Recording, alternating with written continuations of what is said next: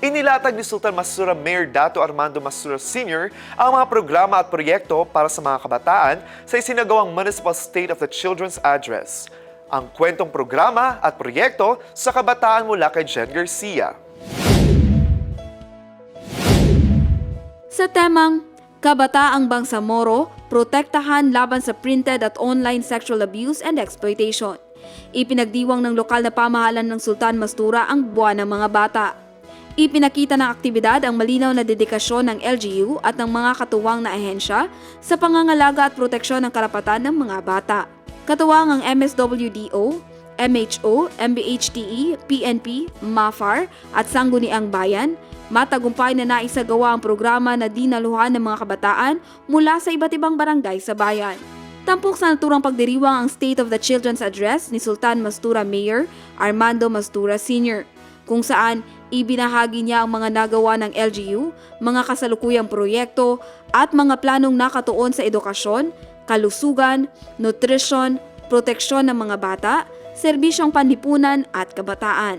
Binanggit din ang mga hakbang ng munisipyo sa pagpapalawak ng akses sa edukasyon, pagpapabuti ng serbisyong pangkalusugan at pagtulong sa mga batang nasa panganib, kabilang ang pagpapatibay ng mga mekanismo laban sa OSAEC, SESAM.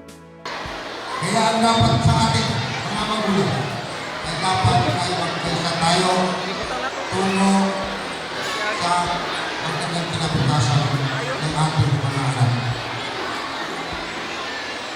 Sila ang mga inspirasyon ng ating pang-araw-araw na gawain. Sila ang kumikislap na sigla sa ating mga puso para sumikap, para maging masigasig sa ating mga araw-araw na gawain.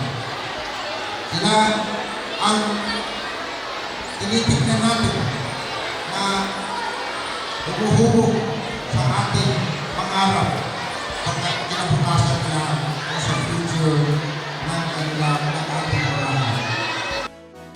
Kasabay nito, muling pinagtibay ng bawat opisina at sangay ang kanilang pangako sa pagbibigay ng mga programang pangkalusugan, edukasyon, proteksyon at serbisyong panlipunan na naglalayong itaguyod at palakasin ang kabuuang kapakanan at karapatan ng mga bata. Dagdag na sorpresa naman ang pamamahagi ng tanghalian ng lokal na pamahalaan sa mga kabataan mula sa McDonald's. Sa pamamagitan ng patuloy na pagsasanib puwersa ng pamahalaan, mga stakeholder at komunidad, nananatiling matatag ang pangako ng LGU Sultan Mastura na bumuo ng ligtas, maunlad at mapag-arugang kapaligiran kung saan ang bawat karapatan ng bata ay pinapahalagahan at ipinagdiriwang. Jen Garcia, iMinds, Philippines.